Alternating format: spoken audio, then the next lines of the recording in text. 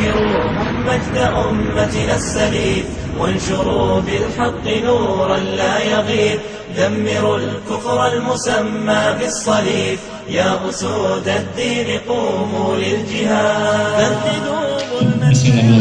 Assalamualaikum warahmatullahi wabarakatuh.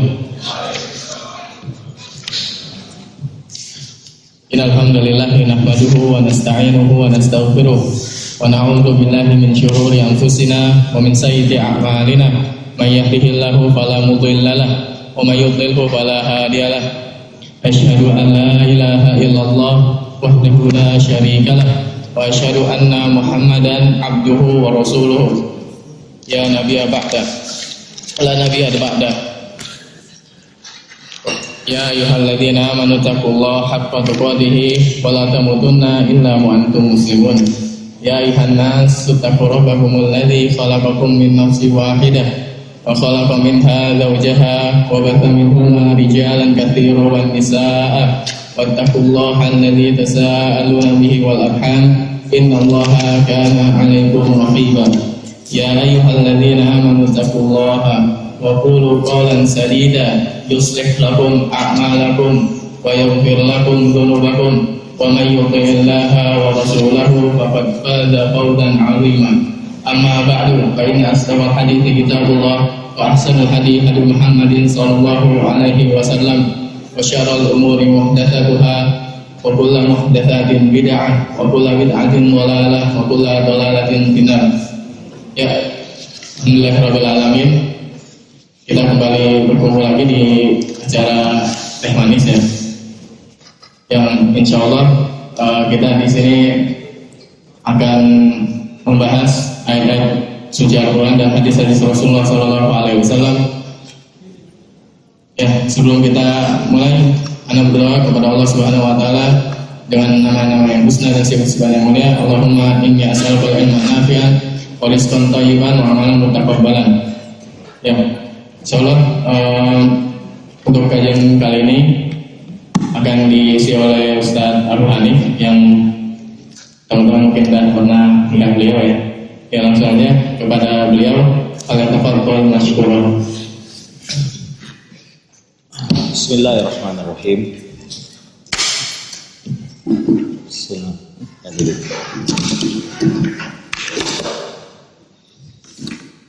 Bismillahirrahmanirrahim. Assalamualaikum warahmatullahi wabarakatuh. Waalaikumsalam warahmatullahi wabarakatuh. Innal hamdalillah, sesungguhnya segala puji hanya untuk dan milik Allah. Nahmaduhu, kita memujinya. Wa nasta'inuhu, dan kita senantiasa memohon pertolongan rahmat dan hidayah. Na'udzu billahi min syururi anfusina, dan kita berlindung kepada Allah dari segala keburukan diri-diri kita. Wa min sayyiati a'malina, dan kita berlindung dari kejelekan amal-amal kita. May yahdihillahu, barang siapa yang Allah kehendaki hidayah, fala mudhillalah, tidak ada yang bisa menghalangi hidayah itu. Wa may yudlil, dan barang siapa yang Allah kehendaki kesesatan, fala hadiyalah, maka tidak ada yang mampu memberinya cahaya petunjuk. Asyhadu an la ilaha illallah, aku dan kita semua bersaksi bahwa tidak ada ilah yang berhak diibadahi kecuali Allah Jalla wa Ala. Wa asyhadu anna Muhammadan abduhu wa rasuluh, dan kita bersaksi bahwa Muhammad adalah benar utusan dan hambanya. Ya ayyuhalladzina amanu taqullaha haqqa tuqatih wa la tamutunna illa wa antum muslimun. Ayyuhal ikhwah, adik-adikku sekalian yang dicintai Allah Ta'ala, kembali antum saya diberi Allah Subhanahu Wa Ta'ala kesempatan untuk bertemu dalam majelis yang sangat barokah. Jadi sekarang antum lagi duduk di majelis ngalap berkah. Lagi ngalap berkah ya. Nah, di antara ngalap berkah yang syar'i adalah duduk di majelis ilmu. Ya. Di antara ngalap berkah yang syar'i apa ya sih? Bangun di pagi hari. Ya, kata Nabi SAW, burika li ummati bi bukuriha. Sesungguhnya Allah memberkahi umatku yang bangun pagi. Apalagi keberkahan itu ya ikhwan, menjilat jari setelah makan.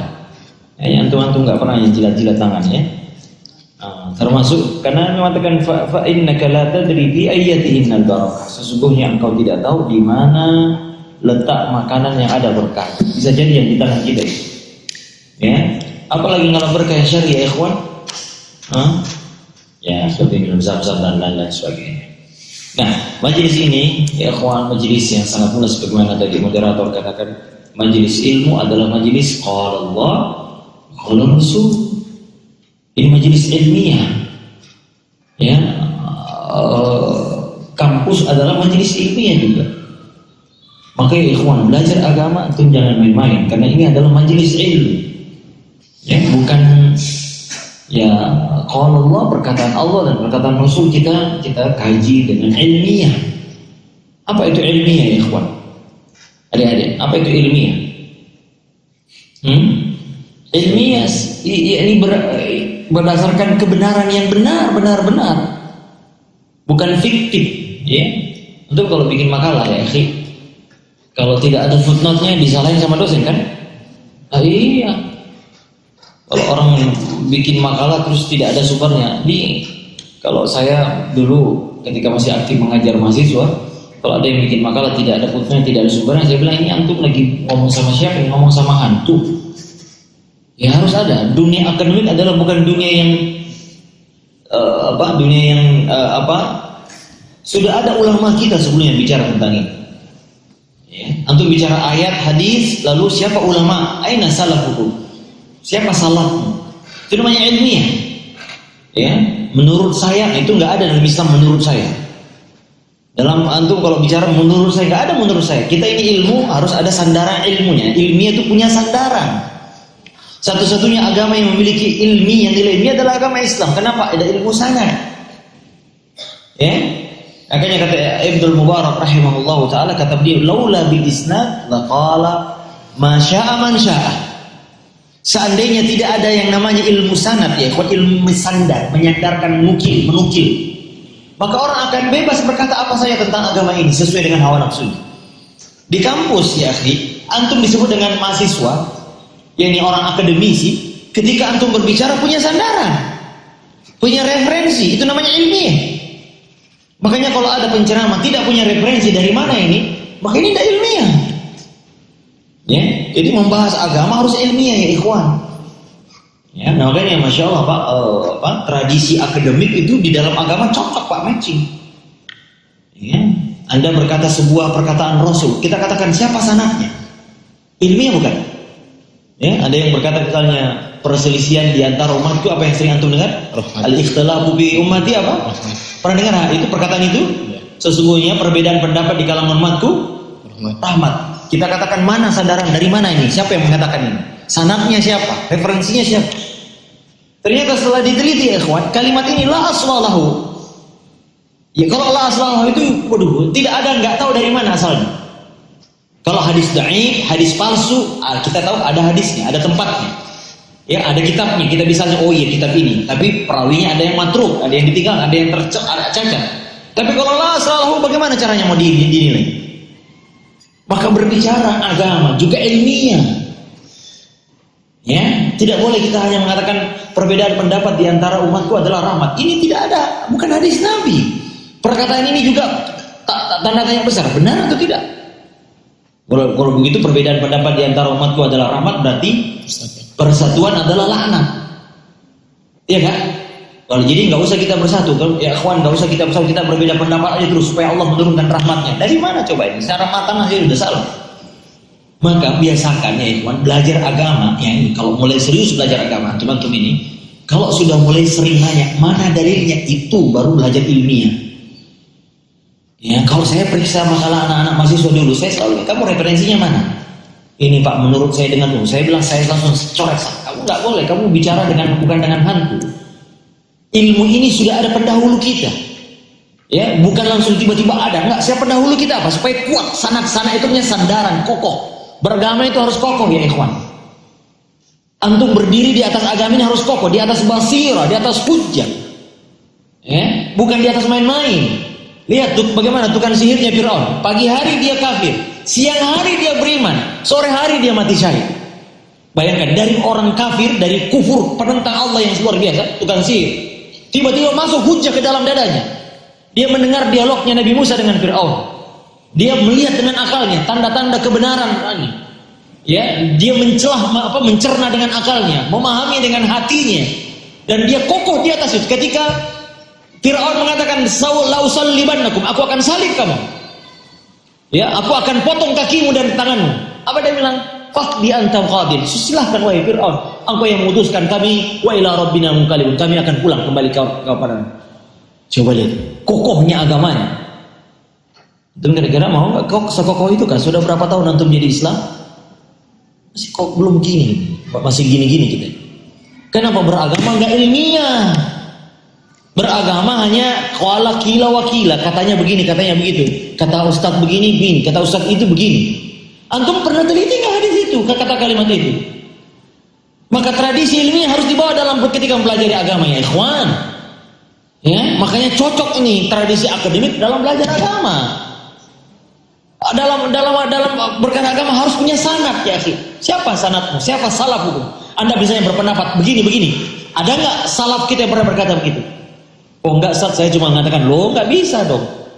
Agama ini sudah ada pendahulu kita. Termasuk antum bicara tentang misalnya dalam ilmiah akademik, misalnya bicara tentang hermeneutika, tentang apa? Nggak bisa kita, menurut saya hermeneutika siapa? Kita punya referensi siapa? Itu dia. Itu namanya ilmiah, sanad, ya. Dan hanya Allah hanya memberi agama ini sanad, tidak kepada agama yang lain. Agama Yahudi tidak punya ilmu sanad. Agama Nasrani tidak punya ilmu sanad. Apa yang terjadi dengan mereka? Abal-abal agamanya kan? Originalitasnya hilang, otentisitas pikirannya hilang.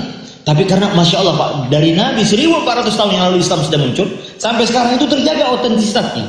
Gara-gara kenapa? Karena adanya ilmu yang sangat kuat dibangun oleh kaum muslimin, yaitu Pak, ilmu sanad. Sehingga orang bisa membedakan mana perkataan Nabi dan bukan perkataan Nabi, mana perkataan manusia, mana yang perkataan Nabi SAW, mana Islam dan mana bukan Islam. Seandainya tidak ada sanad, nah sayangnya tradisi ini kadang-kadang luntur. Orang tidak penting, yang penting hadisnya baik, oke, kita amalkan. Akhirnya apa ya, agama jadi abal-abal kita. Maksudnya? Nah, oleh karenanya, ya ikhwan, saudara-saudaraku yang saya cintai, saya dikasih tema yang berat ini. Apa tadi temanya ya? Mengenal Allah. Masya Allah, ini pondasi iman yang sangat kuat, kokoh. Ya, kekokohan beragama ya ikhwan. Apa sih yang disebut kokoh? Agama ini harus kokoh ya ikhwan. Dan ya ibu-ibu, ibu-ibu, maaf ya, calon ibu ya, adik-adik, akhwat, bikin sayur lodeh ada metodologinya nggak? Ada tata caranya nggak? Ada prosedurnya nggak? Ada SOP-nya kan? Loh iya dong, ya, apalagi beragama, ya akhi, saudara-saudaraku, adik-adikku. Kita beragama ini kokohnya itu kalau punya SOP, punya kalau dalam istilah agama namanya manhaj. Kokohnya kita itu kalau punya apa manhaj ini? Apa bahasa Indonesianya ya kalau punya cara beragama yang kokoh. Sehingga kita itu ada ini, ada fitnah, ada ini, ada begitu, kita tetap kokoh. Kenapa? Kita punya pijakan yang kokoh. Tapi kalau tidak punya pijakan yang kokoh, kita ada angin. Orang rame-rame demonstrasi ke pemerintah, ayo ikut lagi. Orang begini karena nggak kokoh beragama kita. Nah, makanya pondasi beragama adalah ini tadi, beriman, mengenal Allah. Dari sinilah dibangun cara beragama kita yang kokoh. Iman kita itu mulai dari mengenal Allah Jalla wa'ala. Sayangnya saya ingin katakan, beragama kita ini sebagian di akhir-akhir zaman ini, terutama di Indonesia, ini lompat, ada missing link. Coba saya ingatkan antum ya, waktu belajar agama waktu SD ya. Pelajaran apa yang paling antum ingat? Tentang apa? Belajar agama. Ini jangan nggak belajar waktu SD. Alif ba ya. Lah, maksud saya pelajaran di sekolah, pelajaran formal. Apa pelajaran apa?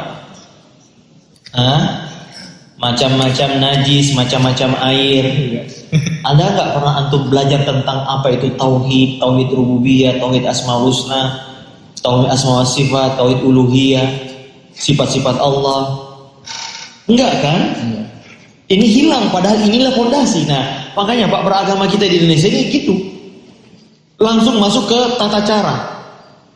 Ya, kita antum sebagai tahu bahwa agama ini dibangun dua. Ada dua syariat ini terdiri dari dua, yaitu i'tiqadiyah, ajaran yang sifatnya i'tiqadiyah, yaitu sifatnya sesuatu yang kita yakini dalam hati, dan yang satu lagi sifatnya amaliyah, mengenai tata cara. Nah, intinya agama ini di i'tiqadiyah. Kita nggak belajar langsung amaliyah, tata cara wudhu, tata cara sholat, ya, sehingga sebagian orang kalau melihat Islam ini agama, wah, ribet banget, airannya macam-macam. Ya, najis ada macam-macam, ya, harus ini macam-macam, ya. Padahal pondasi beragama dimulai dari mengenal Allah, ma'rifatul. Ini ada apalagi kita tambah istilah ma'rifatullah ini agak alergi dengan teman-teman kita ahlus sunnah wal jamaah. Padahal ini adalah istilah salaf, istilah ahlus sunnah. Kenapa? Karena keburu diambil oleh orang-orang tasawuf yang sesat-sesat itu. Ya, jadi saya ingatkan adik-adik yang digunakan Allah, ketidakilmian agama ini sebagian besar karena tasawuf.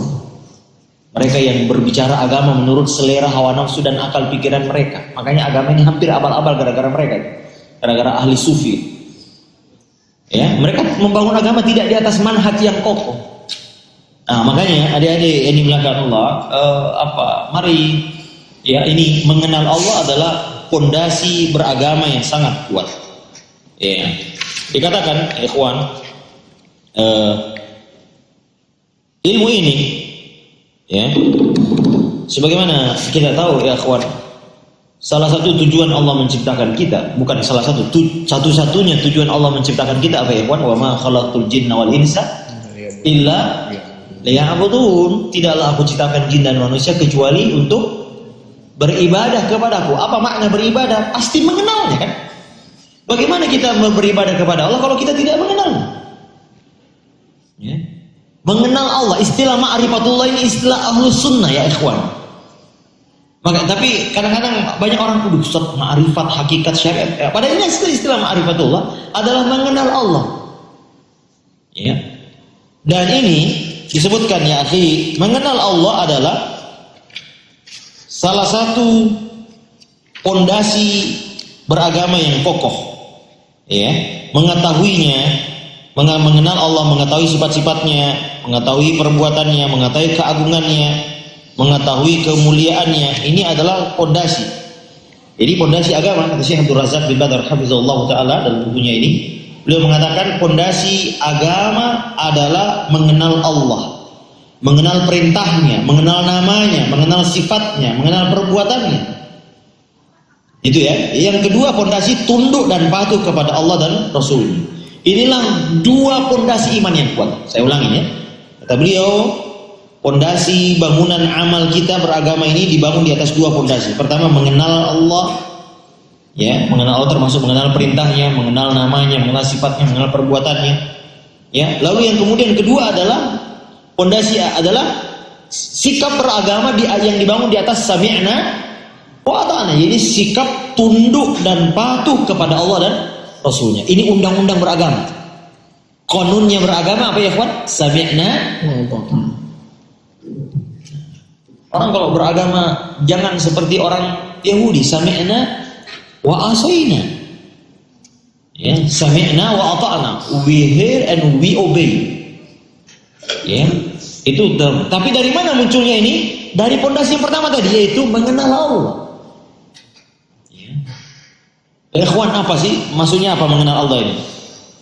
Ya, banyak orang. Jadi begini, mengenal itu ada dua macam pengenalan. Ya. Ada yang mengenal secara global, mujmal. Ada yang mengenal secara terperinci. Ya.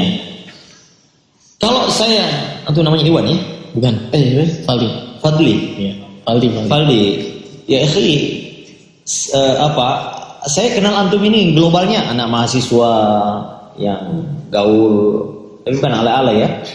Ya, global saja. Ini rata-rata umur mungkin 19 tahun ke bawah. Ini global. Ya, paling tinggalnya sekitar Bekasi. Ya, lalu mungkin rata-rata anak-anak Indonesia asli, gak ada yang di dunia mancung kan. Ya itu pengenalan global kan. Ya paling ya ada etnik paling Jawa, Sunda, Sulawesi, Padang, ya masing itu global. Nah, yang dimaksud dengan mengenal Allah adalah kita butuh pengenalan yang terperinci ya ikhwan. Pengenalan yang rinci yang kemudian terbangun rasa kedekatan dengannya. Saya kalau bergaul dengan dia lama kenal, sehati, udah kenal. Pengaruhnya apa? Pengaruh ketika kita menyebut nama Allah, pengaruhnya ada rasa takut. Ya, rasa keagungan yang muncul.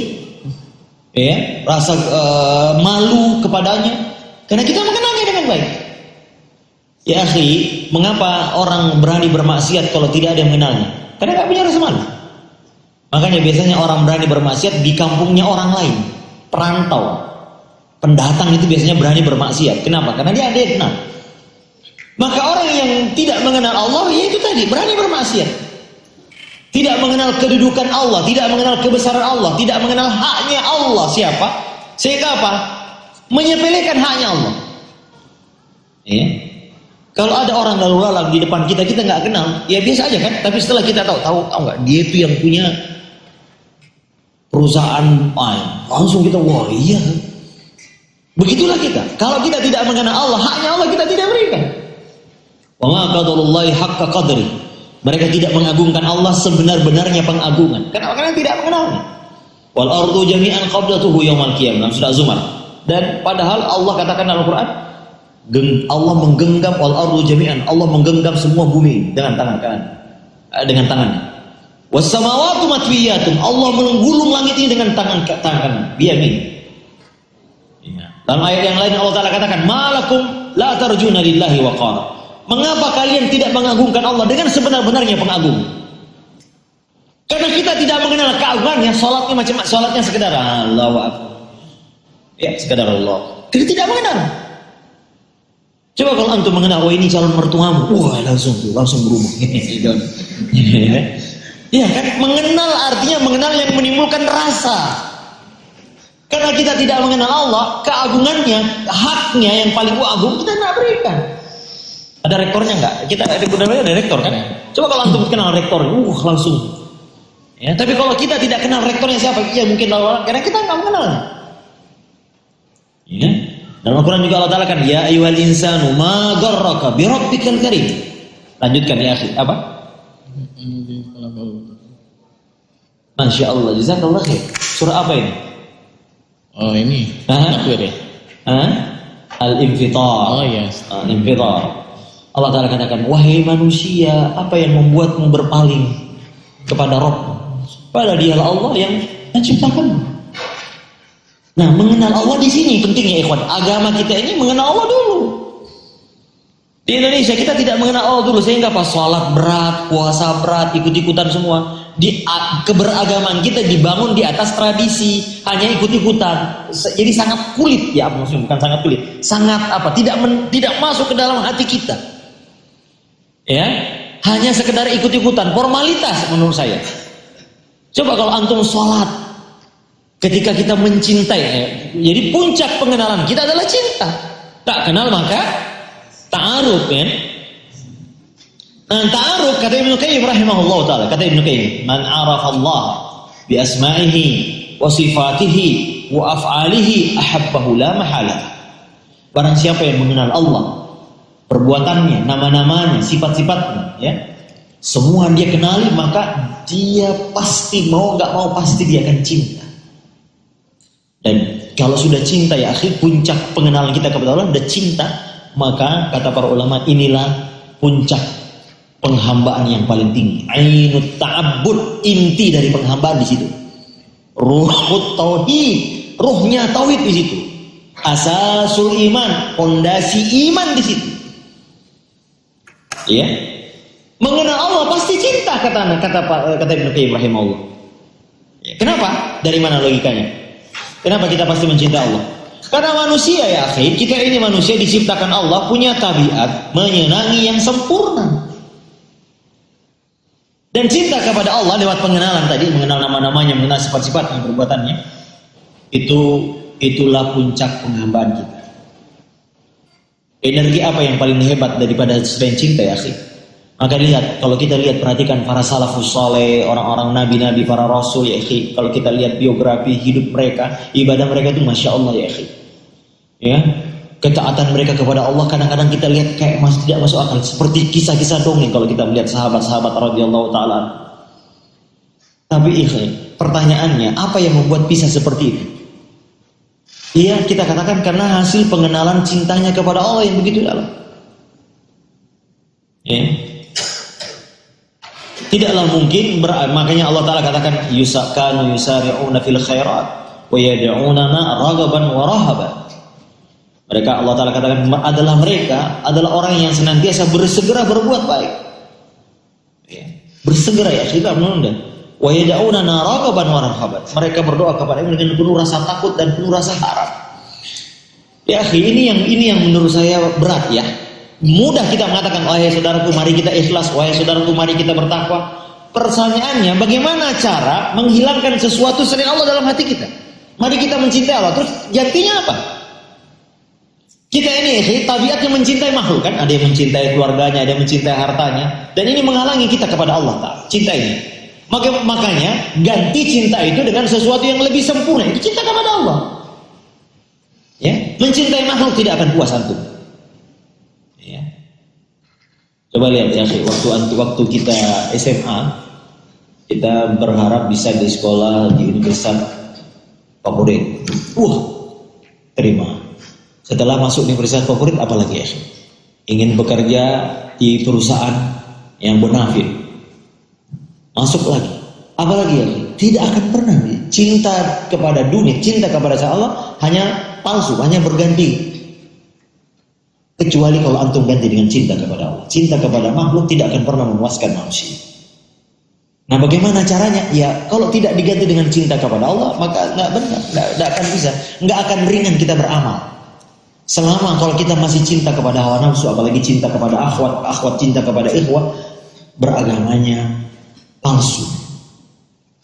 Kecuali kalau sudah menggantinya dengan cinta kepada Allah, nah, baru kemudian cinta kepada makhluk itu tertata. Maka Nabi SAW mengatakan kan, tali iman yang paling kuat, awsaku aural iman, tali iman yang paling kokoh apa kata Nabi? Al-hubbu fillah wal bughdu fillah, cinta dan benci karena Allah. Itu baru tali iman yang kokoh. Nah, selama belum mengenal Allah dulu, baru cinta kemarulah, ini akan menimbulkan energi beramal yang sangat kuat ya.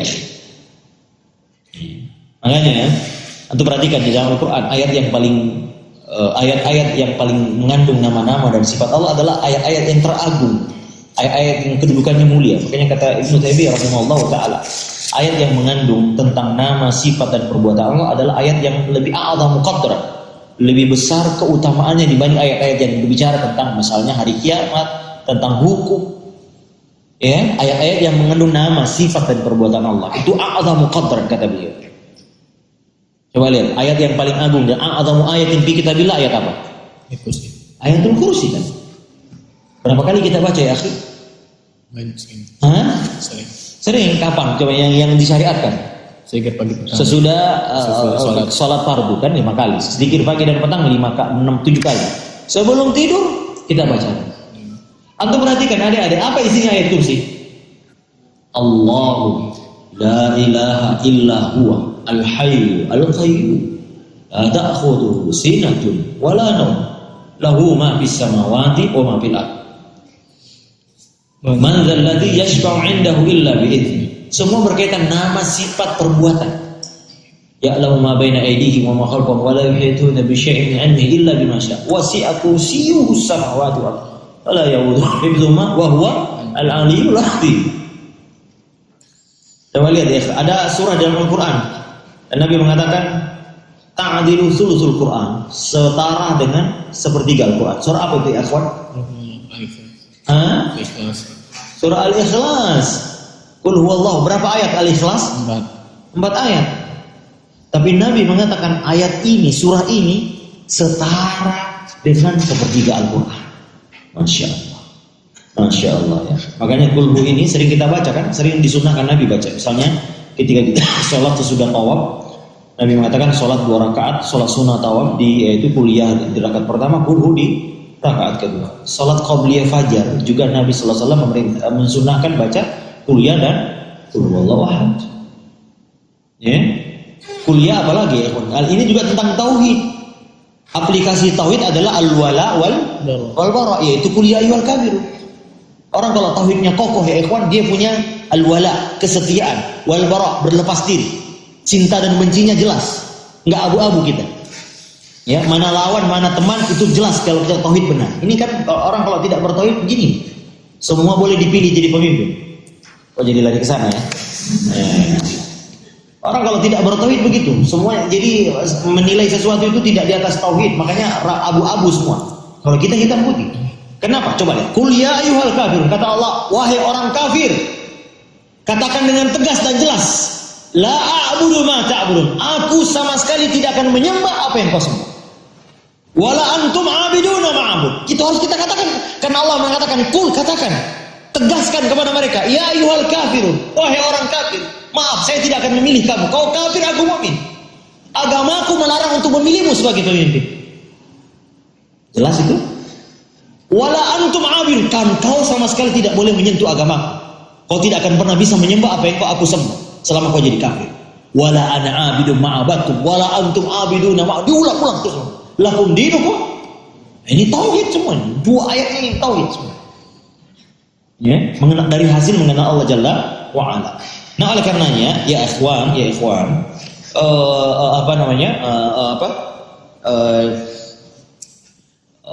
dulu ada sebuah kisah dalam sahabat Nabi. Pernah Nabi mengutus Sariyah. Sariyah itu peperangan yang Nabi tidak ikut, ya, hanya mengutus sahabat begitu. Setelah tiba Sariyah ini dan pimpinannya, maka pasukan ini berkata kepada Nabi, ya Rasulullah, selama kami berperang bersama pemimpin kami, itu imamnya, yaitu pemimpinnya, ketika mengimami kami setiap salat selalu baca qul huwallahu ahad. Tapi ini jangan jadi dalil bagi antum ya ikhwan ya.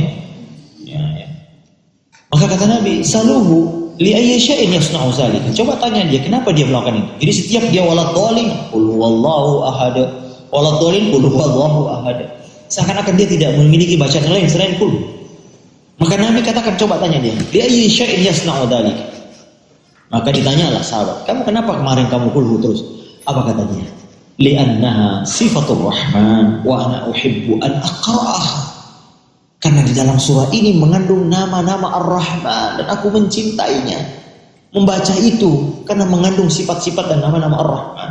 Al-Ahadu, As-Samadu, ya, lam yalid wa lam yulad wa lam yakul lahu kufuwan ahad. Mengandung nama-nama Allah, sifat-sifat Allah yang maha mulia.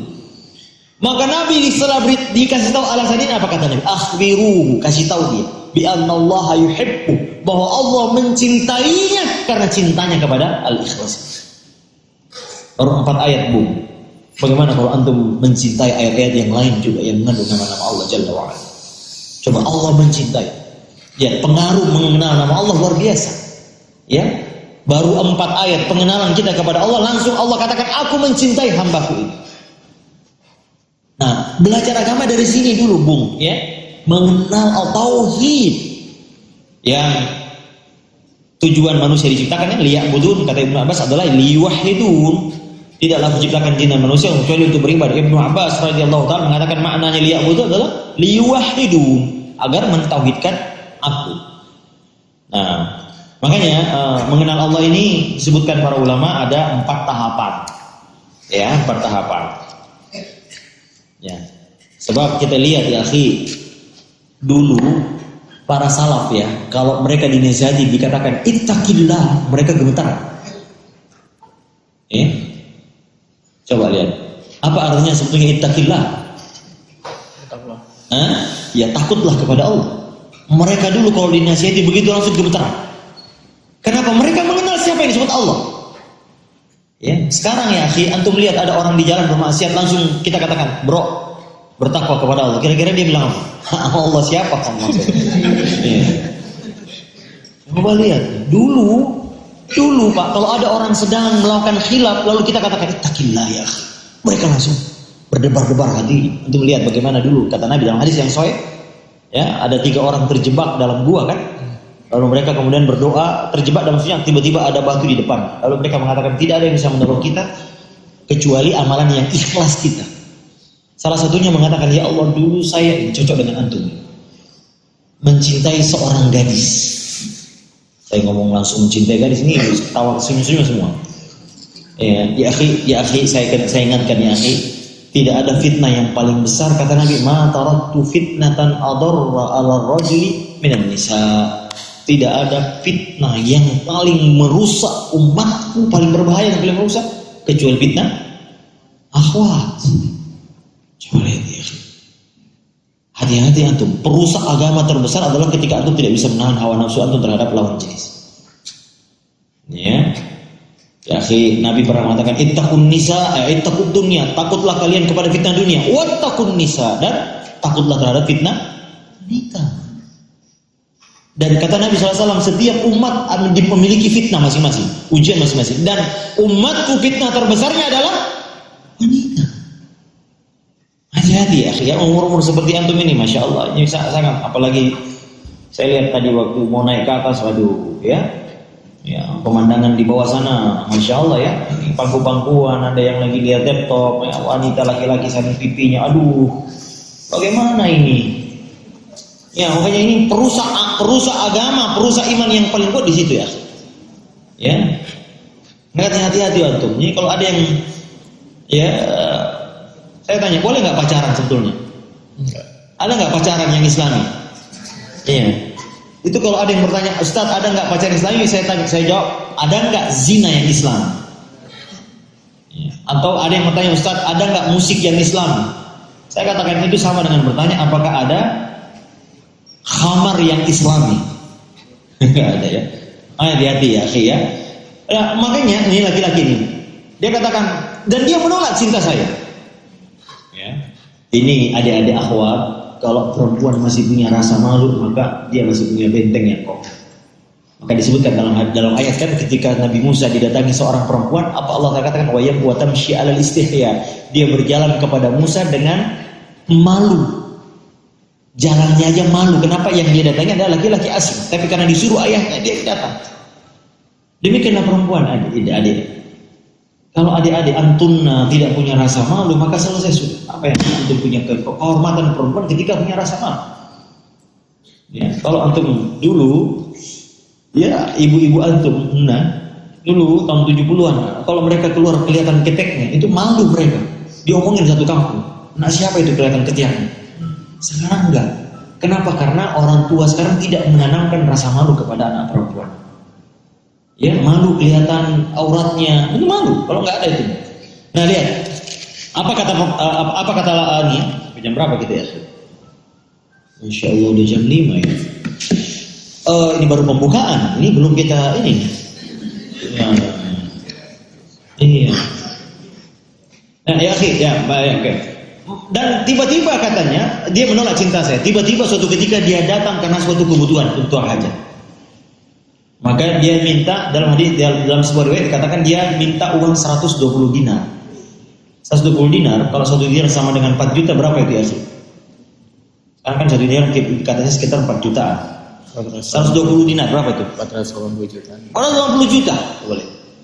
Tapi kata laki, ini namanya laki-laki, wah kesempatan. Ya kan ya, kesempatannya.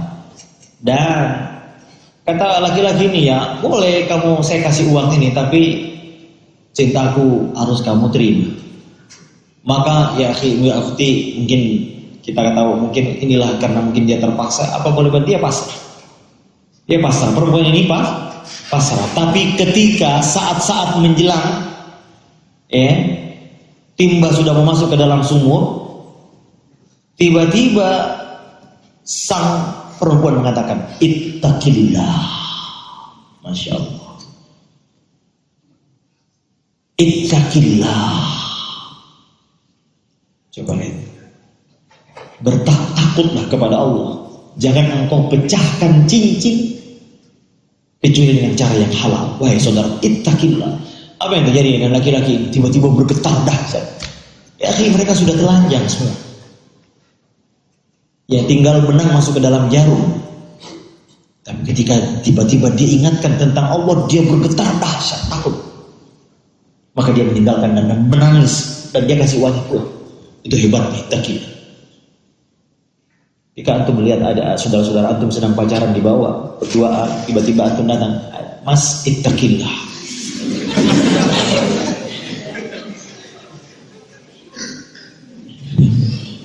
Coba. Karena mereka mengenal Allah dengan saat bergetar ketika dikatakan ittaqillah. Beda dengan sekarang, kita katakan ittaqillah biasa aja. Kenapa enggak mengenal siapa yang disebut Allah? Ya, coba lihat Ibnu Rajab Al-Hambali rahimahullah dalam kitabnya juga menyebutkan kisah seorang laki-laki yang sedang merayu seorang wanita di tengah malam. Apa dikata laki-laki ini? Ma ra'ayna illa al-kawakib. Wahai sayangku, tidak ada yang bisa melihat kita kecuali bintang-bintang. Coba lihat ya.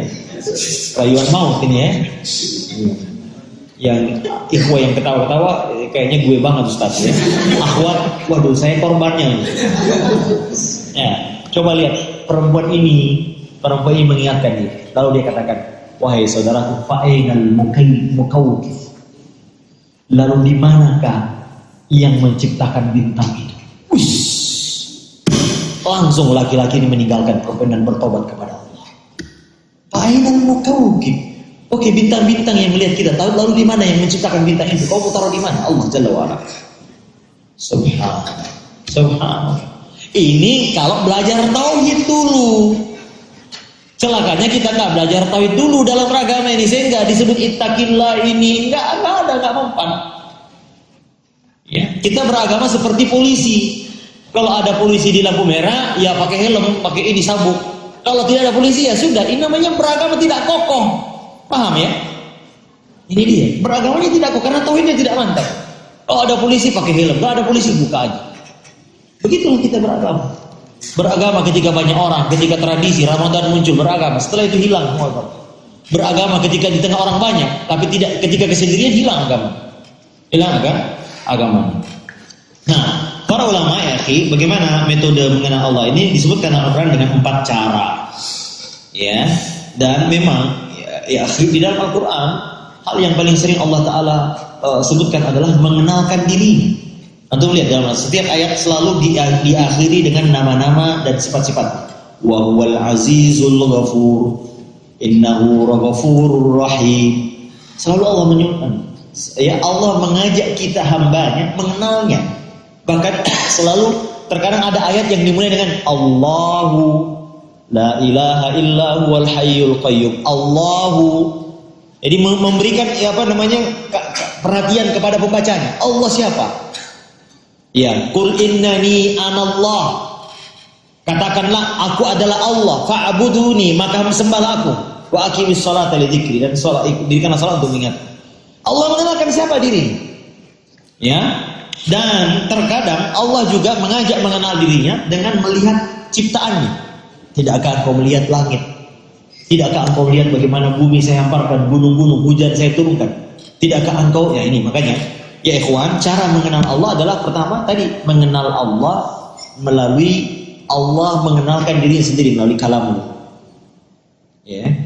Dan ini kenapa? Karena ini makhluk gaib. Masyaallah. Karena Allah adalah sesuatu yang gaib. Maka tidak bisa mengenalnya kecuali dengan wahyu. Ya akhi, antum kalau mau melamar seorang wanita, sekarang tinggal cari Google. Ya kan? Di mana pencet namanya, lihat Facebooknya, lihat komen-komennya. Iya kan? Ya, Ustaz kok kayaknya pasif banget ya ini. Nah, ya akhi, begitu. Tapi ini kita mengenal Allah, sesuatu yang gaib, maka satu-satunya cara mengenalnya adalah dengan cara Allah mengenalkan dirinya sendiri.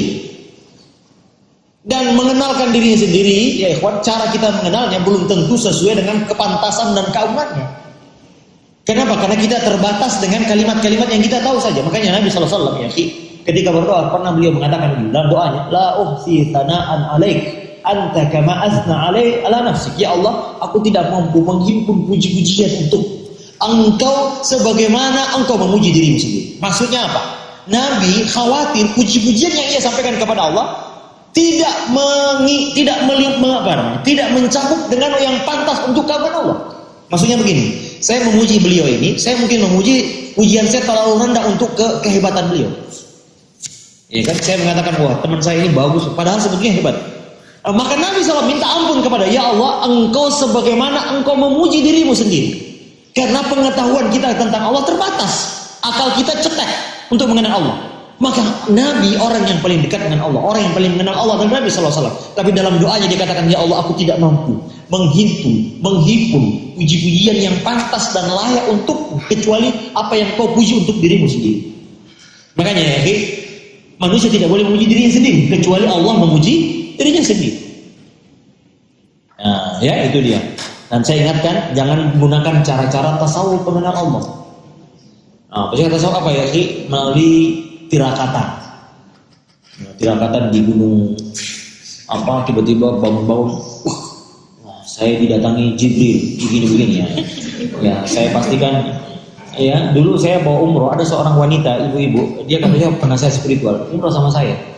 Dia bilang, Ustaz, saya nanti malam mau ke Gua Hira, ada 4 malaikat yang datang kepada saya. Saya bilang, Bu, benar malaikat itu? Iya benar, Ustaz. Saya bilang, jangan-jangan malaikat buatan Cina itu, Bu. Marah. Malaikat ya, Jibril buatan Cina, abal-abal. Enggak ada. Nah ini tasawuf begitu tuh. Tasawuf mengenal Allah dengan tidak ahlus sunnah wal jamaah. Bagaimana mengenal Allah? Sebagaimana Allah menetapkan untuk dirinya, tidak menambah, tidak mentakwil. Ini dia, saya ingat ini sedikit ilmu ya. Allah mengatakan Allah menetapkan bahwa dirinya memiliki tangan, benar? Yadullah, Allah memiliki tangan. Nah, seorang kemudian ada kelompok sesat mengatakan tidak boleh mensifati Allah. Kalau mensifati Allah berarti menyamakannya dengan Allah. Tidak benar.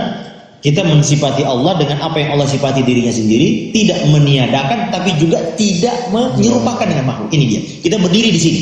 Ahlus sunnah wal jamaah berdiri di sini. Tidak menafikan, tidak menolak, dan tapi tidak menyerupakan. Kenapa orang yang menolak ini katanya kalau menetapkan nama Allah, sifat-sifat Allah berarti menyamakan dengan makhluk. Maka untuk agar supaya tidak menyamakan dengan makhluk, ditolaklah nama-nama Allah. Bagaimana cara menolaknya? Kalau menolak nama Allah berarti kafir kan ya? Kafir dengan ayat. Maka mereka takwil. Yadullahi, mereka tetap imani itu. Ya ada, ayat itu ada yadullahi. Tapi maksudnya bukan tangan. Tapi yang dimaksud adalah kekuasaan Allah. Ini tidak benar. Sok tahu ini. Allah memiliki tangan sebagaimana yang kita tahu tentang makna tangan, tapi tidak boleh mengkaifiyah, tidak boleh kita tanya gimana tangannya Allah, apakah jarinya 5, tidak boleh kita tanya. Yang jelas tangannya sudah kita terapkan Allah memiliki tangan, dan jangan ditakwil bahwa maksud maknanya adalah kekuasaan, tidak. Pak, ini ahlus sunnah, ini ijma ahlus sunnah wal jamaah. Paham ya? Sebab begini, Allah punya tangan, manusia punya tangan. Apakah berarti tangan Allah sama dengan makhluk? Belum tentu. Antum punya tangan nggak? Monyet punya tangan. Antum sama monyet? Belum tentu, bro. Iya. Jadi ini makanya mengenal Allah ini punya kaidah juga, ya. Punya kaidah. Tidak boleh kita mentakwilnya, tidak boleh kita merubah maknanya. Apa adanya. Allah itu turun ke langit kata Nabi setiap malam seperti kami. Bagaimana Allah bahasa Arabnya anzala yunzil, itu jelas maknanya turun. Iya? Maknanya turun gimana? Cuma tidak boleh kita tanyakan bagaimana cara turunnya, meluncur atau nggak boleh, itu haram hukumnya. Tapi mengartikan sesuai dengan makna yang diturunkan Allah dengan bahasa Arab. Bahasa Arab jelas. Ya, itu dia. Oke. Nah, yang pertama ya akhi, bagaimana cara mengenal Allah adalah mengenal wujudullah, beriman tentang adanya Allah. Dan ini gampang. Saya kira ini fitrah, dia human being. Semua orang fitrahnya mengakui Allah itu ada, benar nggak? Semua.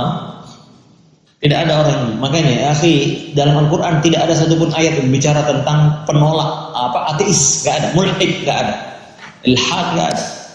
Adanya syirik, ya kan? Tidak ada satupun Allah menggunakan atau mengenalkan ada kelompok yang pernah mengakui, bahkan Fir'aun pun akhirnya mengakui kan? Fir'aun yang tadi mengatakan fa'ana rabbukum wa faqala ana rabbukumul a'la, tapi di akhir hidupnya dia bilang apa? Amantu annahu la ilaha illalladzi amanat bihi banu Israil wa ana minal muslimin. Dia mengakui fitrahnya. ketika dia sudah tenggelam kan, fitrahnya ya. Jadi mengenal wujudullah itu diakui oleh fitrah dan juga bisa dimengerti lewat akal. Ya, maksudnya lewat akal bagaimana? Maksudnya Ustaz? Ya akhi, bagaimana mungkin ada air ini tiba-tiba ada di depan saya? Muncul sendiri dia? Ada dua kemungkinan, dia menciptakan dirinya sendiri, atau dia muncul tanpa mencipta, atau dia diciptakan. Yang mana yang paling masuk akal? Ciptakan. Makanya am khuliqu min ghairi syai'in amil khaliqun. Apakah diciptakan dari sesuatu yang tidak ada atau dia menciptakan diri sendiri? Dua-duanya tidak masuk akal. Ya, betul kan? Makanya dunia ini ya jangan ikuti teori Darwin. Tidak betul itu teori Darwin. Kalau begitu sekarang harusnya monyet sudah nggak ada, kan berevolusi kan? Kok masih ada monyet? Ya, harusnya musnah itu monyet kalau memang evolusi. Manusia ini secara akal. Lalu juga bagaimana secara, jadi kata Imam Ahmad rahimahullah, bagaimana mungkin ada sebuah benteng yang kokoh, kulitnya tipis, ya tiba-tiba muncul di dalamnya makhluk hidup. Apa itu? Ya telur. Ya kan pasti tiba-tiba, tidak mungkin tiba-tiba ada kapal datang, tiba-tiba datang dengan sendirinya, tidak ada ya. Nggak mungkin, ini masuk akal kan? Makanya ini gampang. Makanya semua makhluk mengakui rububiyah Allah Jalla, termasuk orang musyrik. Makanya saya ingatkan dulu pelajaran di SD. Saya dulu waktu belajar tauhid di SD, waktu di pesantren, saya anggap orang Arab ini jahiliyah bego sekali. Di mana begonya menurut saya? Ya? Dia bikin sendiri patung lalu dia sembah. Iya, karena waktu itu saya menganggap dia pencipta. Ternyata tidak. Kita selalu mengira, mereka meyakini ini patung ciptaan mereka. Dia tidak mengatakan kau yang memberi saya rezeki, kau yang menciptakan saya. Hanya orang hilang akalnya bisa begitu. Benar nggak ya? Ada orang yang menciptakan patung dari batu, dia pahat sendiri, lalu kemudian dia dudukkan di depannya, wahai pencipta saya. Ada nggak yang bisa begitu? Padahal dia sendiri yang pahat tadi, lalu dia katakan kau yang telah menciptakan saya. Tidak begitu cara berpikirnya orang Arab. Mereka tahu ini tetap hanya buatan saya, tapi ini perantara. Liyuqarribuna ilallahi haula'i syufa'auna indallah. Mereka mengatakan ini pemberi syafaat kami di sisi Allah. Yang menciptakan siapa? Allah. Itu dia ya. Ya makanya jangan salah paham ya, sampai-sampai di antara mereka dulu kalau pergi kemana-mana rombongan selalu Tuhannya dibawa-bawa. Ya Tuhan dibawa. Ya makanya batu. Maka hati-hati antum dengan batu. Makanya itu sebagian sahabat walaupun sudah berislam tapi kalau melihat batu masih ada kan mau menyembahnya. Hati-hati, masih sekarang udah nggak ngetren lagi batu ya. Kemarin Masya Allah ya ikhwan, saya lagi khutbah Jumat, kira-kira dicikir, begini-begini semua. Rupanya lagi gosok-gosok aki. Hati-hati, makanya batu itu punya magic yang kuat itu sebetulnya. Makanya ketika tiba-tiba mereka hilang, Tuhannya hilang, pimpinan rombongannya mengatakan, berhenti, faqatna rabbuna, we miss our God. Mana hilang Tuhan kita? Iltamisu rabbakum, coba berpencar, cari Tuhanmu. Coba lihat ya. Ternyata tak ketemu Tuhannya. Ternyata ada sesuatu yang mirip dengan Tuhannya, batu yang lain. Ini aja katanya mirip dengan Tuhan. Ya sudah itu aja. Apakah yang dia maksud Tuhan di sini yang menciptakan? Lah. Ketika ditanya siapa yang menciptakan langit dan bumi, siapa yang menciptakanmu? Mereka mengatakan Allah. Siapa yang menciptakan hujan? Mereka mengatakan Allah. Kekeliruan mereka adalah ketika menjadikan selain Allah perantara, syafaat, pemberi syafaat. Siapa yang mereka yang dijadikan orang-orang soleh mereka? Waswa yagus yaus, dibikinkan patung. Jadi mereka bukan menyembah wahai patung engkau yang menciptakan kan. Tidak. Mereka tetap mengatakan engkau adalah manusia, cuma engkau punya posisi di sisi Allah. Apa bedanya orang dengan kekuburan sekarang? Ustaz, saya nggak syirik kok, saya cuma berdoa kepada Allah, cuma perantaraan dengan orang yang ada di sini karena kita ini kotor. Ini saya dengar sendiri dari mereka. Nah, benar. Sama pola pikirnya kan? Nah ini ya kawan, makanya itu fitrah ya. Sebagaimana Allah Taala katakan wa idz akhadha rabbuka min bani adam min dzurriyyati dzurriyyatan ashhadu ala anfusihim alastu bi rabbikum qalu bala syahidun. Itu fitrah semua orang. Makanya Nabi SAW mengatakan setiap manusia yang lahir dalam keadaan fitrah. Maka orang tuanya yang Yahudikan, menasranikan dan Nabi tidak mengatakan orang tuanya yang mengislamkannya. Why? Kenapa adik-adik? Karena orang keluar dari perut ibunya sudah Islam. Maka antum nggak perlu syahadat lagi. Ustaz, saya kan waktu kecil nggak pernah syahadat. Saya syahadat ulang ya. Nggak perlu. Kecuali antum pernah masuk Kristen, masuk lagi baru syahadat. Maka kalau ada orang yang tadinya kafir lalu masuk Islam, kita katakan dia telah kembali kepada fitrah. Fitrah kita ini bertauhid. Fitrah kita mau keluar dari ibu itu mengakui itu tauhid. Ya, maka yang merusak adalah keluarga, anggota keluarga kita, ayahnya dan segala macam. Yang kedua ya ikhwan, mengenal rububiyah Allah. Ya, apa itu rububiyah Allah? Mengenal bahwa Allah lah yang menciptakan, menghidupkan, mematikan, mengatur, menguasai alam semesta ini. Ya, ini dia. Dan saya ingatkan, ini pun juga secara fitrah diakui oleh orang-orang manusia, semua manusia mengakui. Ya kan tadi saya sudah jelaskan, ya? Mengenal kebesaran Allah, mengenal bahwa Allah yang menguasai, mengatur, memelihara. Ya, rububiyah. Jadi Rob artinya Rob, rububiyah itu menciptakan, mengatur dan menguasai. Ya, gitu. Namun yang paling tinggi adalah ya ikhwan, rububiyah ini meniscayakan mengenal Allah, uluhiyahnya Allah. Mengenal bahwa satu-satunya yang berhak untuk diberikan hak untuk diibadahi hanya Allah Jalla wa'ala. Maka inilah makna la ilaha illallah. Ya akhi, bagaimana cara mengartikan la ilaha illallah? Yang benar? Tidak ada Tuhan selain, keliru. Saya kasih logika antum, ilmu logika. Tidak ada nabi kecuali laki-laki. Sama polanya?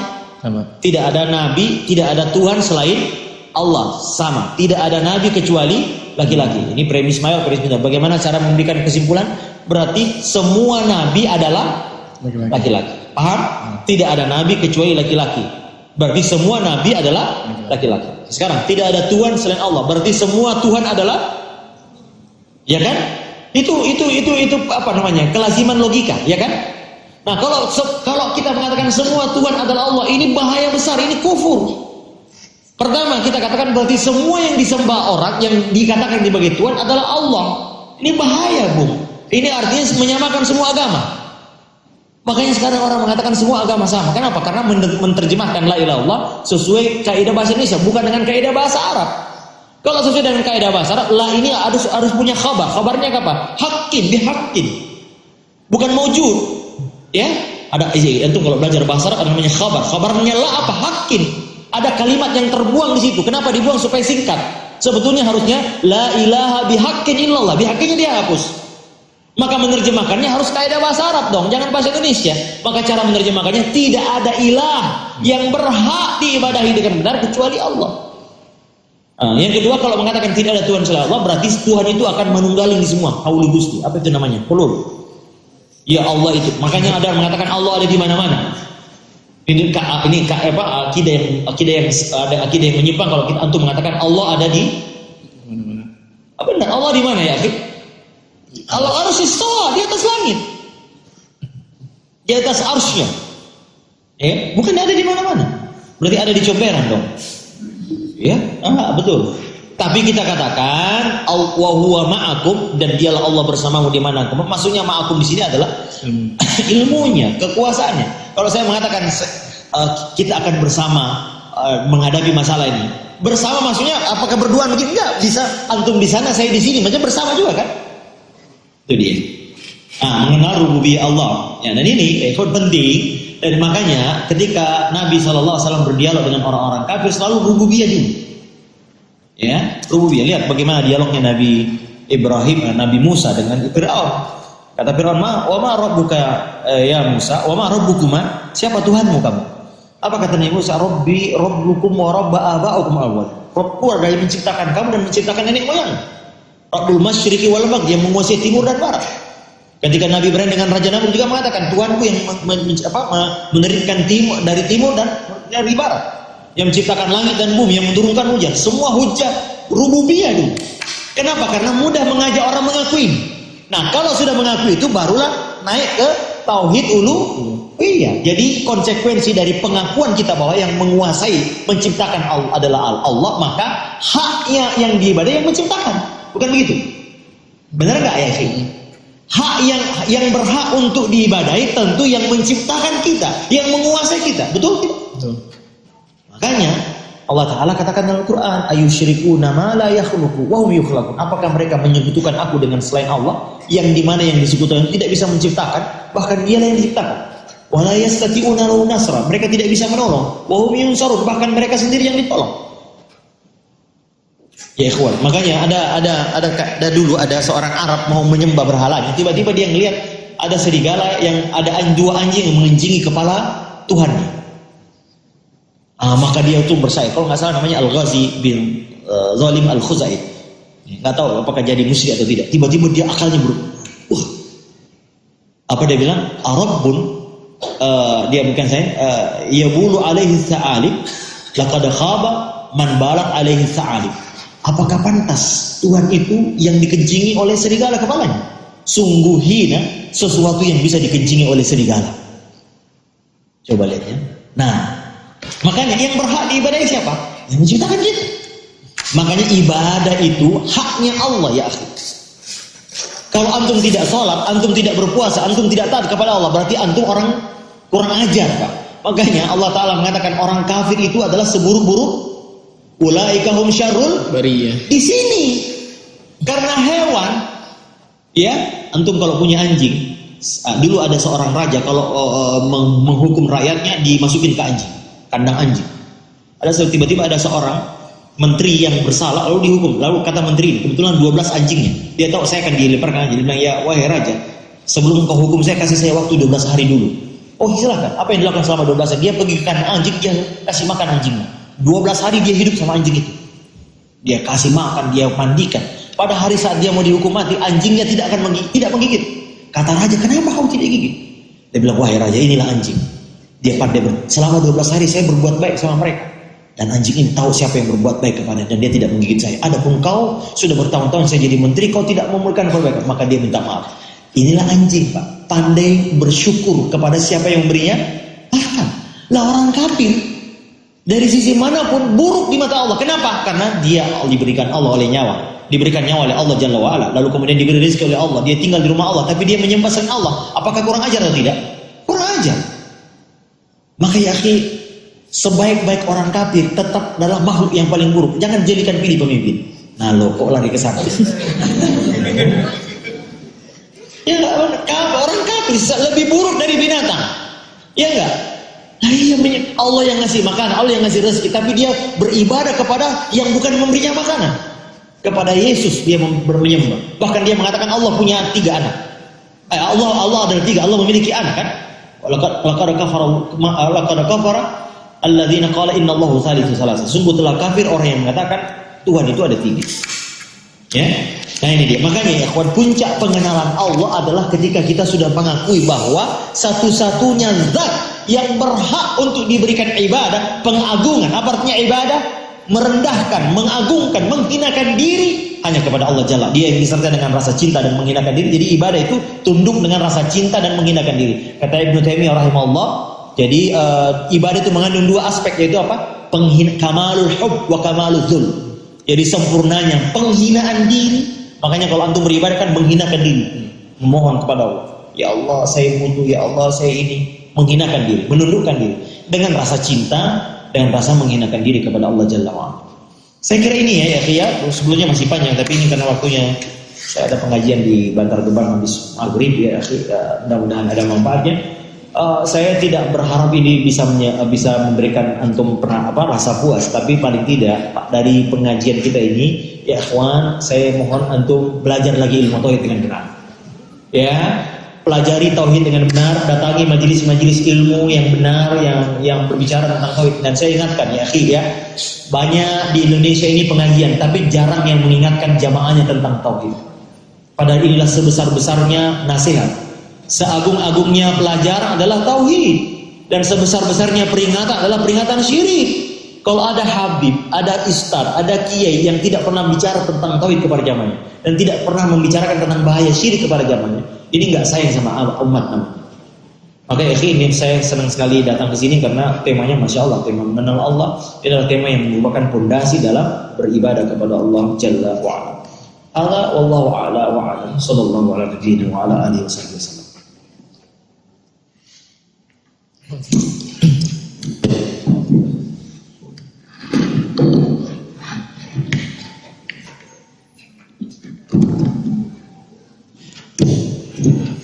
Ya, alhamdulillah, syukur Allah khairan Ustaz yang sudah memberikan menyampaikan ilmu kepada kita ya. Ya, Masya Allah, ini sangat apa namanya, sangat mantap gitu ya tentang pembahasan ini. Ya mungkin karena waktu juga ada ini,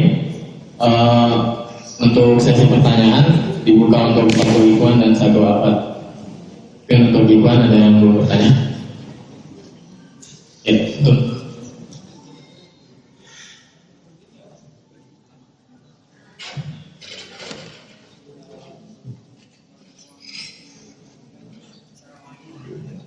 Assalamualaikum warahmatullahi wabarakatuh. Silakan.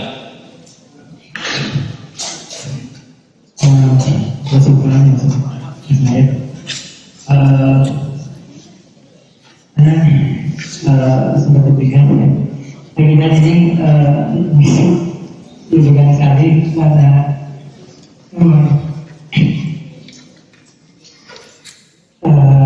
ini apa ya? Ini yang memang mungkin kita tunggu-tunggu dulu, dengan yang sangat luar biasa ini juga, karena diberikan sekali dalam rasa sedih gitu, dengan apa yang telah berbuat gitu. Dan di sini hanya ingin memperkenalkan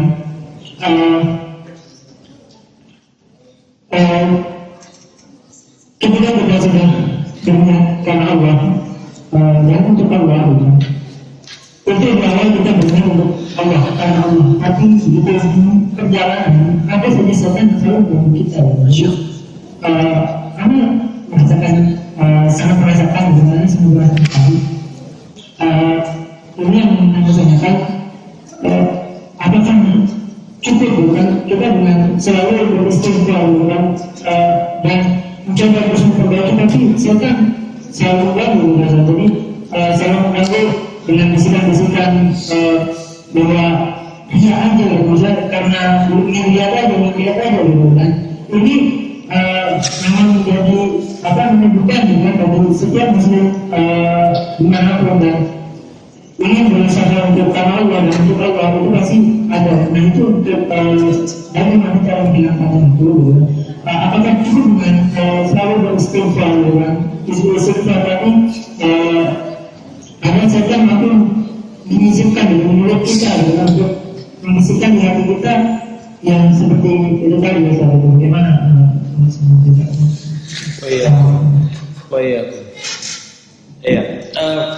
Pertanyaan sangat baik sekali. Jazakallah khairan. Allah yubarik fik ya akhi. Ikhwan, mengenal Allah adalah sebuah kelezatan yang tidak ada taranya. Sampai-sampai ulama kita mengatakan inna fid dunya jannatan, sesungguhnya di dunia ini ada surga. Malam yadkhuluha, siapa yang tidak memasukinya, lam yadkhul jannatal akhirah, mereka tidak akan bisa masuk surga akhirat. Surga dunia apa? Sebagian ulama mengatakan sesuatu kenikmatan surga yang menyerupai kenikmatan surga di dunia adalah apa? Mereka yang hidup di surga dunia adalah ma'rifatullah wa mahabbatuh, mengenal Allah, mencintainya. Ya, inilah surga dunia. Bahkan disebutkan, mereka mengatakan masakinu ahli dunia, sungguh malang nasib penduduk dunia. Kharaju minha, mereka meninggalkan dunia. Walam yadhuq ma atyabu fiha, dan mereka belum merasakan apa yang paling lezat di dalam. Apa yang paling lezat di dalam dunia ini adalah ketika kita sibuk mengenal Allah, mencintainya. Wal unsu bi dzikrihi, dan merasa damai ketika menyebut namanya. Wasyauq ila liqai, dan ketika merindukan bertemu dengan. Ya ikhwan, di dunia, di akhirat nanti ketika penduduk surga masuk surga, kenikmatan tertinggi penduduk surga apa ya akhi? Melihat wajah Allah. Sebagaimana ketika di dunia kenikmatan tertinggi adalah ketika kita beribadah mengenal Allah Jalla wa'ala. Maka ya akhi, ya akhwan, kelezatan iman itu sebagaimana yang pertama dulu saya bahas di sini adalah ketika kita sudah mengenal Allah dengan benar, maka lezat pasti iman kita. Makanya ketika Heraklius bertanya kepada Abu Sufyan, Heraklius ini raja Nasrani yang dikirim surat oleh Nabi tentang Nah, dan dia katakan kepada Abu Sufyan ini, kamu kenal Muhammad? Kenal. Saya tanya agama, apakah ada orang yang mengikuti Nabi Muhammad lalu kemudian murtad karena benci dengan agama Islam? Kata Abu Sufyan, tidak ada. Apa kata Heraklius? Kadzalikal iman. Hina tukhalitu basyasatul qulub la yasqit. Demikianlah iman yang benar. Kalau sudah bertemu dengan hati, dia akan terasa lezat dan tidak akan membenci. Tidak ada orang yang murtad dari Islam. Kenapa? Karena dia sudah merasakan kelezatan iman. Makanya kenapa ya, salat kita enggak khusyuk, ibadah kita tidak rasa lezat. Maka Ibnu Taimiyah rahimahullah taala mengatakan, "Idza lam tajid lil amali halawatan fi qalbika wa insyirahan fatahibbu." Jika engkau tidak mendapati rasa lezat dan rasa lapang ketika beramal, maka curigai amalmu. Karena sesungguhnya iman yang benar, amal yang soleh pasti membuahkan rasa lezat dalam hati. Paham ya? Kapan tidak berarti pengenalan Allah kita, dan ini terus menerus ya. Dan saya jawab pertanyaan Anda ini, siapa nama antum? Hanafi. Masya Allah, barakallahu fiik. Ya, antum tidak seperti anak mahasiswa Gunadarma. Antum lebih mirip anak mahasiswa Libya ya. Ya. Cara bertanyaannya, penjiwaannya, Masya Allah, Allah barak fiik. Ya, jurusan apa antum di sini? Masya Allah. Sistem informasi itu ini ya, komputer maksudnya. Masya Allah, Allah barik fiik. Berapa umur antum ya, akhi? Masya Allah. Ya, ya ikhwan, dan manusia selalu merindukan itu. Ada kata Ibnu Qayyim, hati tidak akan pernah bisa tenang, tidak akan bisa merasa damai kecuali jika dia mengenal Allah Ta'ala. Makanya ketenangan hanya bisa dicapai jiwa kita kalau kita dekat dengan Allah Jalla wa'ala. Bagaimana caranya? Butuh belajar ya akhi. Ya, tadi dikatakan Ustaz, waktu awal kita masih ikhlas. Pertengahan saya katakan, ya memang. Kata Imam As-Sahal rahimahullah ta'ala, apa yang paling berat bagi jiwa? Kata Imam Sahal adalah ikhlas. Kenapa? Karena jiwa nafsu tidak punya bagian di dalamnya. Apa artinya ikhlasan ya ikhwan? Memurnikan tujuan untuk Allah. Makanya ketika itu hawa nafsu nggak punya peran, nggak punya bagian. Coba lihat. Antum kalau pengajian di sini nafsunya apa? Wah, pengen dikenal orang. Makanya update status OTW, taklim teh manis. Foto ustaz habis itu selfie sama ustaznya. Ya kan? Itu nafsu kan? Ya, kalau pergi buka bersama hari malam, dia foto alhamdulillah buka akhirnya setelah siang hari berkeringat akhirnya bisa berbuka. Nah, ini nafsu di situ. Makanya ikhlas itu berat, Bung. Kenapa? Karena tidak ada bagian nafsu di dalamnya. Nafsu itu apa? Senang dipuji, senang popularitas. Makanya ikhlas. Makanya ya, apa itu ibadah? Apa itu agama yang benar?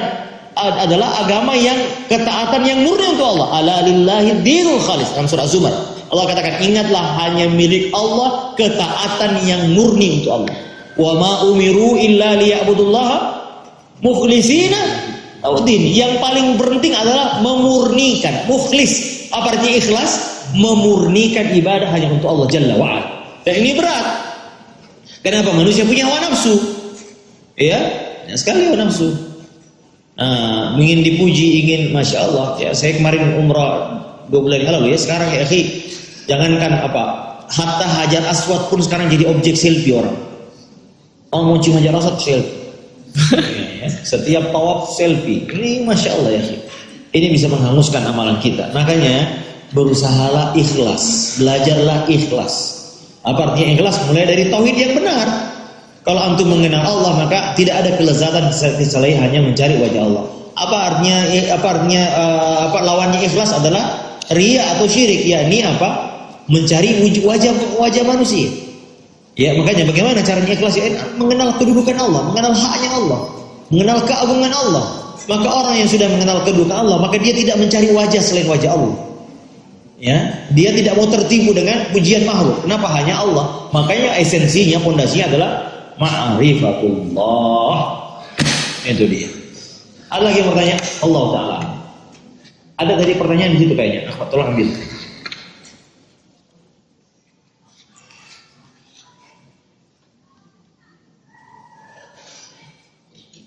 Ya. Saya bacakan pertanyaan Ahmad. Jika Allah sudah memperkenalkan dirinya, kenapa Allah masih menciptakan orang kafir? Apa arti dari kul huwallahu ahad? Kenapa ahad tidak jadi wahid? Masya Allah, pertanyaan yang sangat ilmiah. Dari Trevor, kalau al-wahid masih ada isnaini, masih ada salasa, masih ada arba. Tapi kalau ahad tidak ada padanannya. Paham? Jadi kalau al-ahad maksudnya ya satu tunggal, nggak ada lagi. Kalau kita mengatakan kul huwallahul wahid, berarti ada al-tsani, ada as-salasa, ada ar-rabi', itu. Paham? Ya. Kalau al-ahad tidak ada, nggak ada lagi sudah selain al-ahad, ya. Itu dia. Lalu kenapa Allah menciptakan, mengenalkan dirinya? Tidak semua orang mau mengenalnya, itu dia. Ya. Dan tidak semua orang jujur mengenal. Mereka mengenalnya tapi tidak mau mengakuinya. Seperti makanya saya bilang, ya kawan, apa yang menyebabkan akar dari segala bentuk kekufuran adalah kesombongan. Mereka sebetulnya hatinya mengakui, tapi kemudian sombong. Paham? Makanya lawan daripada ibadah adalah sombong. Makanya Allah Ta'ala mensifati penduduk neraka dengan kesombongan. Wa qila dukhulu abwaaba jahannam khalidina fiha wa bi'sa mathwal mutakabbirin. Seburuk-buruk tempat bagi orang sombong adalah neraka. Makanya ya, kenapa orang tidak mau mengenal Allah? Sombong. Heraklius itu sudah bertanya kepada Abu Sufyan dan dia sudah mengatakan ini Islam, ini benar, ini Nabi. Ya, maka dia kumpulkan pembesarnya. Ruangan dia kunci semua, suruh kunci semua, pembesar kumpulin. Lalu dia katakan, bagaimana menurut kalian jika kita semua mengikuti Muhammad ini? Wow, lari sungguh kenceng. Seperti kalau dia kata Abu Sufyan, meninggalkan Heraklius sendiri. Apa yang terjadi ketika dia sendiri? Baru dia ingat, wah, saya kalau ngikut kebenaran, dia ditinggalkan pengikut ini, mau jadi apa nanti? Kalau dia ada sini. Saya cuma ngetes doang kok, ya nggak jadi. Gara-gara takut kehilangan jabatan, takut kehilangan kekuasaan, kesombongan menghalangi orang dari hidayah Allah Jalla wa'ala. Apa artinya kafir, Pak? Tertutup hatinya karena kesombongannya. Padahal hatinya kalau ditanya, makanya Fir'aun mengatakan Allah, tapi Allah katakan wajahadu, sesungguhnya mereka wastaqainatuhum bi'abd, sesungguhnya hatinya mengakui Allah Rabbnya. Tapi karena kesombongan, maka Nabi Musa mengatakan la ta'alu ala Allah, jangan sombong di atas Allah, kepada Allah. Jadi kekufuran itu muncul karena akarnya adalah kesombongan. Makanya Nabi Fir'aun mengatakan apa? Faqala ana rabbukumul Allah. Ada dua kalimat Fir'aun yang bertolak belakang. Satu sisi dia mengatakan aku Tuhanmu yang paling tinggi. Tapi satu sisi dia juga mengatakan apa? Amantu annahu la ilaha illalladzi amanat bihi banu Israil wa ana minal muslimin. Aku beriman bahwa tidak ada ilah yang berhak diibadahi kecuali Tuhan yang disembah oleh Bani Israel. Wa ana minal muslimin. Apa artinya? Saya termasuk orang yang berserah diri. Siapa yang mengucapkan ini? Fir'aun. Dua kalimat yang berbeda, bertolak belakang, dari mulut yang sama, orang yang sama. Kata-katanya bagaikan bainas sama'i was sumur. Ya, sumur maksudnya. Oh, sumur. Ya.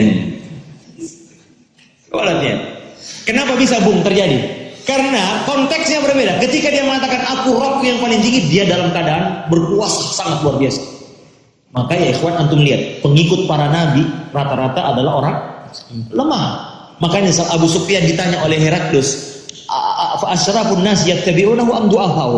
Apakah pengikut Muhammad itu orang-orang pembesarnya atau orang-orang lemahnya? Kata Abu Sufyan, bal du'afa'um, tetapi yang mengikutinya orang-orang lemah.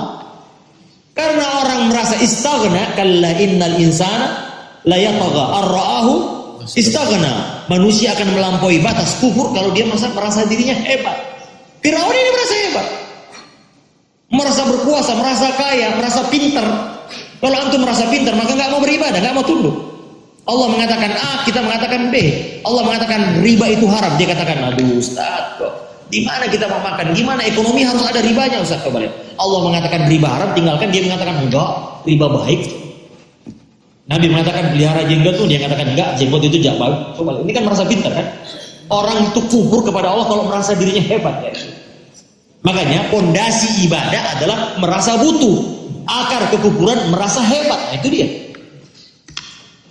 Nah, kenapa Fir'aun mengatakan wa ana minal muslimin? Kapan dia katakan itu ya?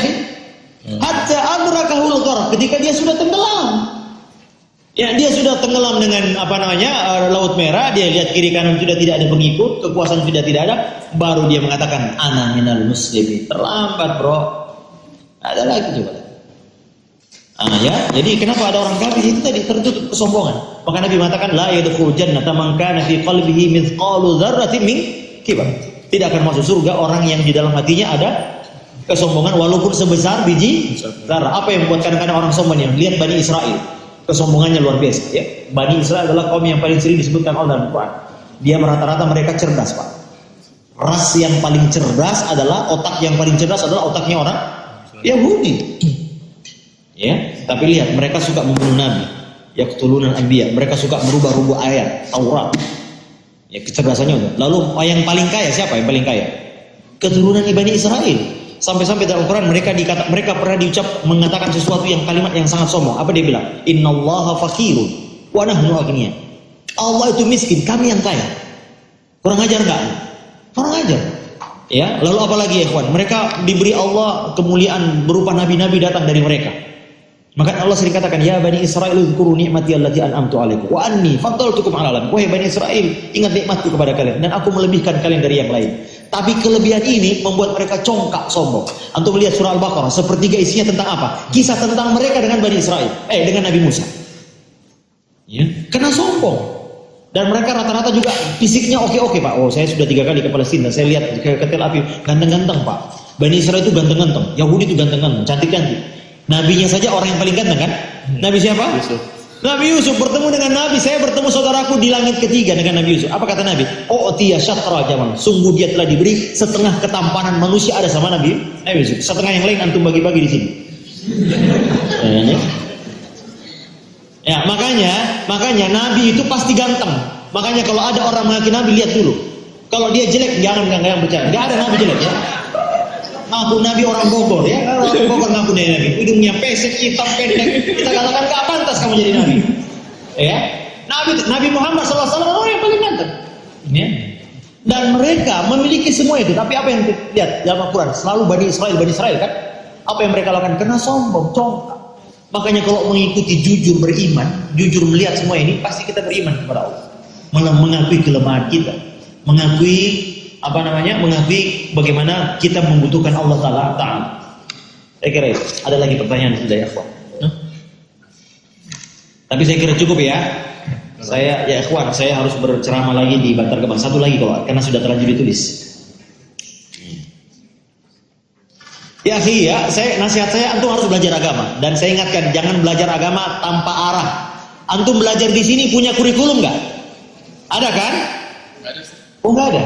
Oh ya, pilih. Ya, belajar agama itu harus sistematik. Sebagaimana antum belajar sistem informasi kan ada namanya semester 1 belajar ilmu dasar. Terus begitu ya. Dan nanti ilmu keahlian, terus begitu. Nah, makanya belajar agama jangan acak adul, jangan tanpa arah. Belajar agama itu mulai sistematis, mulai dari tauhidnya dulu dan harus ada referensi, Bung. Jangan ngaji kuping. Harus ada kitab yang ilmiah kalau belajar agama, Dek. Ya, jangan sekedar datang ngopi, habis itu selesai. Harus ngaji, ada logika. Pakai sistematika. Ya, harus ada sistem kurikulum. Sehingga tujuan kita belajar agama tercapai. Saya kira cukup ya, ikhwan. Subhanakallahumma bihamdika asyhadu an la ilaha illa anta astaghfiruka wa atubu ilaik. Assalamualaikum warahmatullahi wabarakatuh.